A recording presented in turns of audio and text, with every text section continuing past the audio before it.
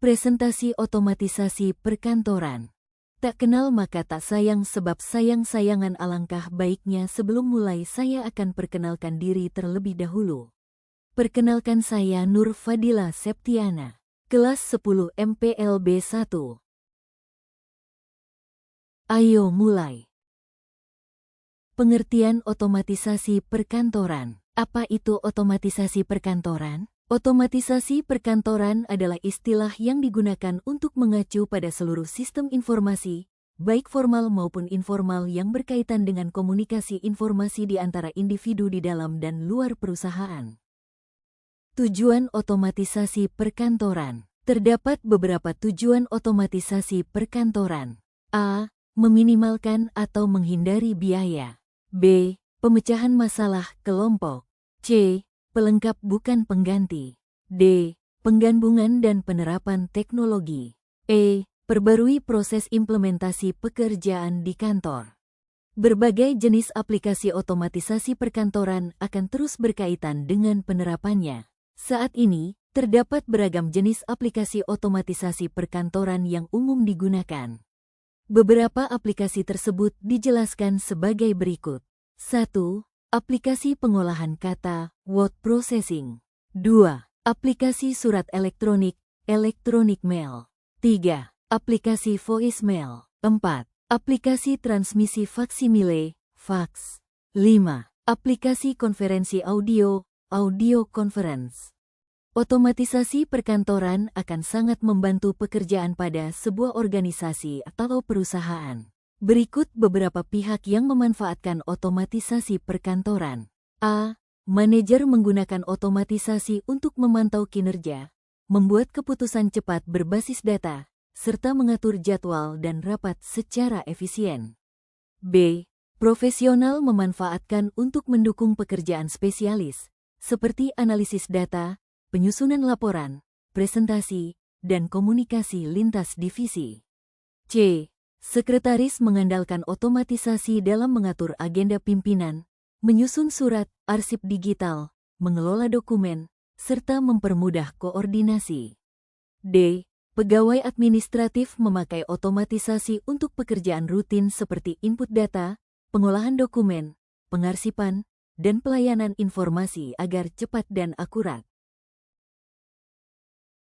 Otomatisasi perkantoran yang diterapkan oleh suatu organisasi atau perusahaan terdiri atas beberapa jenis. Beberapa jenis otomatisasi perkantoran tersebut sebagai berikut. A. Sistem komunikasi elektronik. B. Sistem kolaborasi elektronik. C. Sistem publikasi elektronik. D. Sistem pengolahan kantor. E. Sistem elektronik formal. F. Sistem elektronik informal. Penerapan otomatisasi perkantoran pada sebuah organisasi atau perusahaan akan memberikan efek atau dampak dalam jangka pendek maupun jangka panjang. Dampak yang dapat dirasakan dapat berupa negatif atau positif. A. Dampak positif. Berikut gambaran tentang dampak positif otomatisasi perkantoran. Mendorong setiap orang untuk belajar keterampilan baru sehingga dapat bersaing dan mengikuti perkembangan zaman. 2. Pekerjaan-pekerjaan yang memakan banyak waktu dan menjenuhkan dapat dialihkan ke beberapa mesin tertentu. 3. Lebih cepat serta mudah untuk memperbaiki banyak kesalahan yang terjadi dalam proses pekerjaan. 4. Terdapat peningkatan peluang di sektor pemeliharaan peralatan, teknologi, elektronik, pemrograman, dan pengembangan perangkat lunak. 5. Terdapat kesempatan untuk mengurangi durasi jam kerja per minggu. 6. Pekerjaan akan cepat selesai dan mudah dalam proses pengerjaannya. B. Dampak negatif. Tidak selalu terdapat dampak positif dari penerapan otomatisasi perkantoran, sebab beberapa dampak negatif juga dapat muncul akibatnya. Berikut beberapa dampak negatif yang dapat ditimbulkan dari penerapan otomatisasi perkantoran sebagai berikut.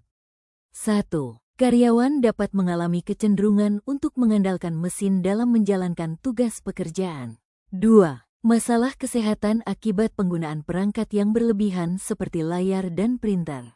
3. Kehilangan kontak personal dengan rekan kerja karena informasi yang penting telah disampaikan oleh mesin. 4. Dampak terhadap pemberi pekerjaan. 5. Proses transisi dari sistem manual ke sistem elektronik memerlukan waktu. 6. Memunculkan keresahan sementara pada para pekerja saat memperkenalkan otomatisasi perkantoran tersebut. 7. Tidak semua perangkat lunak yang tersedia dapat memenuhi persyaratan pekerjaan dengan sempurna.